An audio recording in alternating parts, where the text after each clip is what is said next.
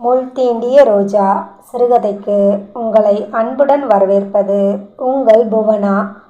வாங்க கதைக்குள்ளே போகலாம். சாப்பிட்டு நல்லா ரெஸ்ட் எடுத்த விஷ்ணு சாயந்தரம் தான் கொண்டு வந்த லக்கேஜில் ஒவ்வொருத்தருக்கும் ஒவ்வொரு பொருளாக எடுத்து கொடுத்துக்கிட்டு இருந்தான். அங்கிள் இது உங்களுக்கு, ஆண்டி இது உங்களுக்கு, அபி இது உனக்கு, ஏ வாலு இது உனக்கு, சித்தப்பா எனக்கு, உனக்கு இல்லாமல தங்கம், இது உனக்கு, தேங்க்யூ சித்தப்பா.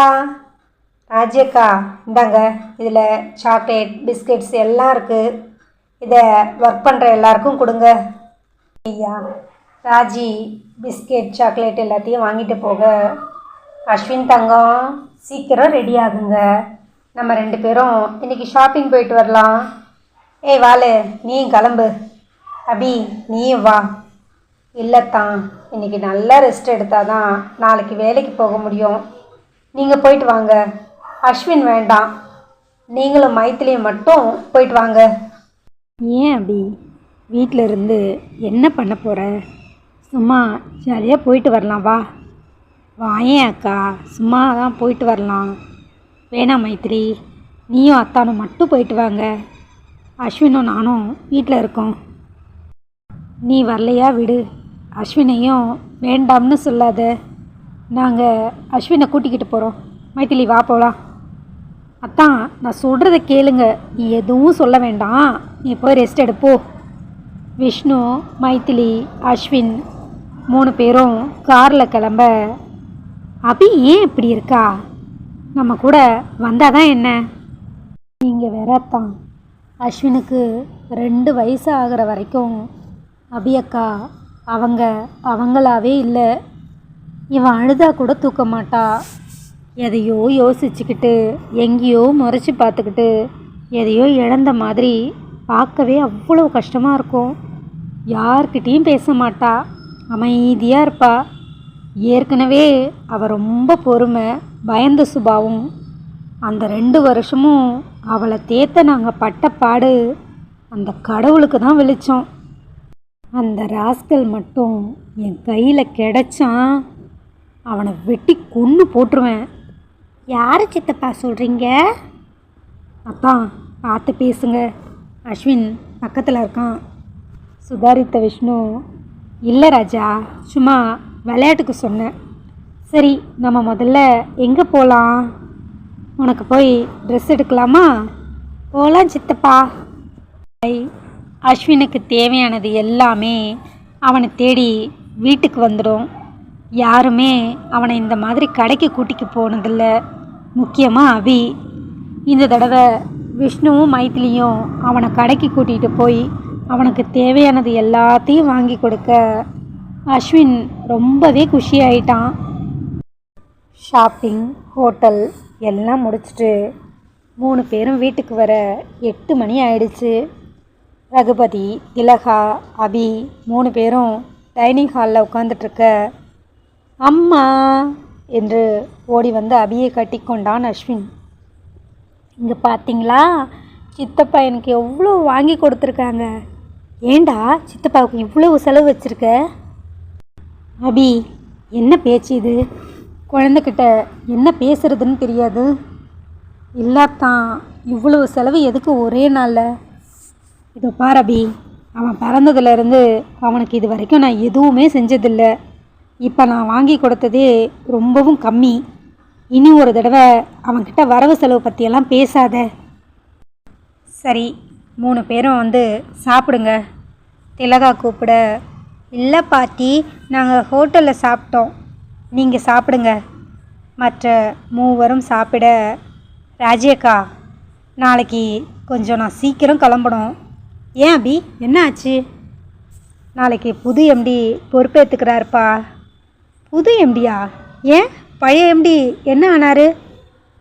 அவரோட பொண்ணும் மாப்பிள்ளையோ பொறுப்பேற்றுக்கிறாங்களா?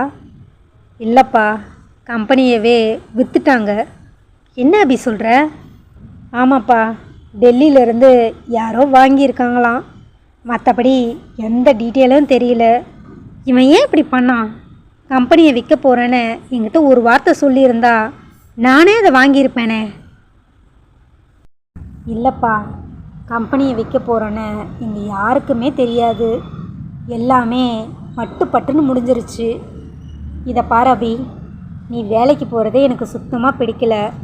நாளைக்கு வரவங்க எப்படின்னு பாரு. சரியில்லைன்னு தோணுச்சுன்னா உடனடியாக வேலையை விட்டு நின்றுடு. ஆமாம் அபி, எனக்கும் மாமா சொல்கிறது தான் சரின்னு படுது. நீ எதுக்கு மற்றவங்க கம்பெனியில் போய் கஷ்டப்படணும்? நம்ம கம்பெனிக்கே வரலாம்ல. விஷ்ணு அத்தான், நீங்களும் அப்பா மாதிரியே பேசாதீங்க. அபி அக்கா இப்போ தான் கொஞ்சம் தைரியமாக எல்லாத்தையும் ஃபேஸ் பண்ணுறாங்க. அவங்க கொஞ்ச நாளைக்கு அந்த கம்பெனிலேயே இருக்கட்டும். கண்டதையும் பேசி பேசி அவங்கள மறுபடியும் பழையபடி வீட்லேயே முடக்கிடாதீங்க. மைத்திலி, என்ன பேசுகிற நீ? யார்கிட்ட பேசுகிறேன்னு கொஞ்சம் யோசித்து பேசு. அப்பா, நான் நல்லா யோசித்து தான் பேசுகிறேன். அபி அக்கா வெளி உலகமே தெரியாமல் இருந்ததால தான் அவங்க வாழ்க்கையில் இவ்வளவு கஷ்டம். 4 விஷயத்தை தெரிஞ்சுக்கட்டும், 4 பேர் கூட பழகட்டும். 3 வருஷம் ஆகுதா, இதுலேயே அவங்க இவ்வளவு தெளிஞ்சிருக்காங்க. இன்னும் 2 வருஷம் போனால் நம்ம கம்பெனியே டேக் ஓவர் பண்ணுற அளவுக்கு வந்துடுவாங்க. அது வரைக்கும் அவங்கள ஃப்ரீயாக விடுங்க. எப்படியோ போங்க. என் பேச்சை யாரும் கேட்கக்கூடாதுங்கிற முடிவில் இருக்கீங்க. இனிமே நான் சொல்லி என்ன ஆகப் போகுது? ரகுபதி வேகமாய் தன் அறைக்கு போக, ஏண்டி வாயை வச்சுக்கிட்டு சும்மா இருக்க மாட்டியா? திலகாவும் பின்னாடியே ஓட, ஏன் மைத்திலி அப்பாவை டென்ஷன் பண்ணுற? அக்கா, யார் என்ன சொன்னாலும் உங்கள் மனசுக்கு என்ன சரின்னு படுதோ அதை செய்யுங்க. மற்றவங்களுக்காக நீங்கள் எதையும் காம்ப்ரமைஸ் பண்ணிக்காதீங்க. அபி எதுவும் சொல்லாமல் அஸ்வினை அழைத்து கொண்டு தன் அறைக்கு போனாள். அம்மா, இங்கே பார்த்தீங்களா? சித்தப்பா எனக்கு என்னென்ன வாங்கி கொடுத்துருக்காங்க. சாக்லேட், டாய்ஸ், பிஸ்கட், ட்ரெஸ் எல்லாம் வாங்கி கொடுத்தாங்க. சரி ராஜா, எல்லாத்தையும் எடுத்து வச்சுட்டு போய் படுக்கலாமா? நாளைக்கு ஸ்கூலுக்கு போகணுமில்ல? நீங்களும் தான் வேலைக்கு போகணும். ஆமாம், வா போய் தூங்கலாம். 2 பேரும் ப்ரஷ் பண்ணிட்டு வந்து படுக்க, தன்னுடைய பிஞ்சு கைகளால் அவளது இடையை பிடித்து கொண்டு காலை தூக்கி அவள் மேல் போட்டுக்கொண்டான். அபி மெதுவாய் அவனை தட்டி கொடுத்து கொண்டே அபியும் அஸ்வினும் உறங்கி போயினர். திங்கக்கிழமை காலையில் வழக்கப்படி அபி 5 மணிக்கெல்லாம் எழுந்திருக்க,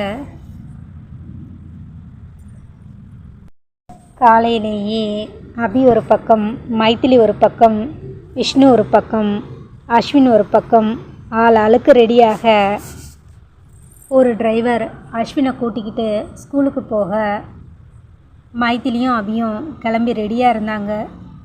சரி வாங்க, உங்கள் 2 பேரையும் நான் ட்ராப் பண்ணிவிட்டு நான் அப்படியே ஊருக்கு போகிறேன். அத்தான், வரும்போது ராகவியை கூட்டிக்கிட்டு வாங்க. கண்டிப்பாக நான் போகிறதே அதுக்கு தான். 2 பேரையும் ட்ராப் பண்ணிவிட்டு விஷ்ணுவின் கார் தன்னுடைய சொந்த ஊரை நோக்கி வேகம் எடுத்தது.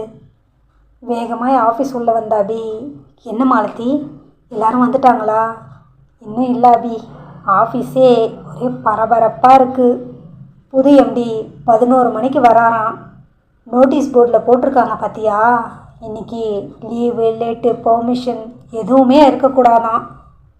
அப்படியே மீறி ஏதாவது இருந்தால் சிவியராக ஆக்ஷன் எடுப்பேன்னு சொல்லியிருக்காராம். இன்றைக்கி எனக்கு தெரிஞ்சு யாரும் லீவ் எடுக்க மாட்டாங்க. அதுதான் எல்லாருமே வந்துட்டாங்களே. சுகந்தன் வந்து, அபி உங்களை மேனேஜர் கூப்பிட்றாரு. அபி உள்ளே போக எல்லா டிபார்ட்மெண்ட்டோட ஹெட்டும் அங்கே இருந்தாங்க. புது எம்டிக்கு ஒவ்வொரு டிபார்ட்மெண்ட் ஹெட்டும் பொக்கே கொடுத்து உங்களை இன்ட்ரடியூஸ் பண்ணிக்கோங்க. எம்டி ஷார்ப்பாக 11 மணிக்கு வந்துடுவார்.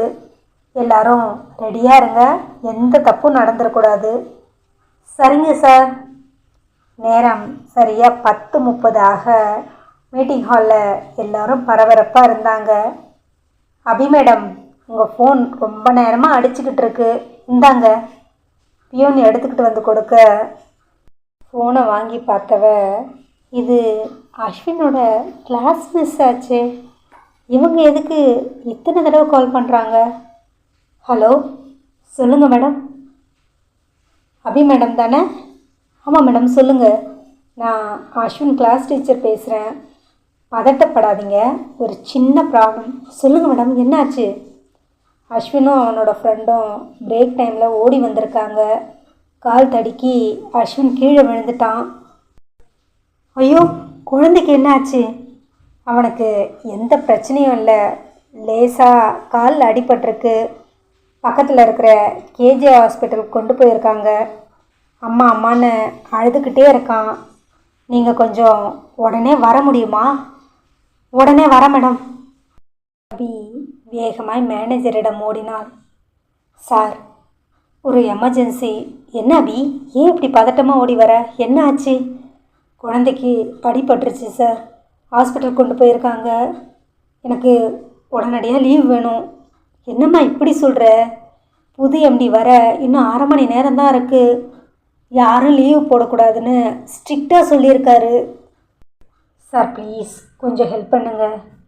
என்ன அபி இது, தர்ம சங்கடத்தில் கொண்டு வந்து நிறுத்துற? சார், பார்க்க பாவமாக இருக்குது. அவங்க கிளம்பட்டும் சார், எம்டி வந்தால் பேசிக்கலாம். சுகந்தன் சொல்ல. அப்படியா சொல்கிற? ஆமாம் சார், அவங்க கிளம்பட்டும். சரி அபி, வா, நான் ஆட்டோ பிடிச்சி தரேன். சுகந்தன் வேகமாக ஓடி வந்து ஆட்டோ பிடிச்சி தர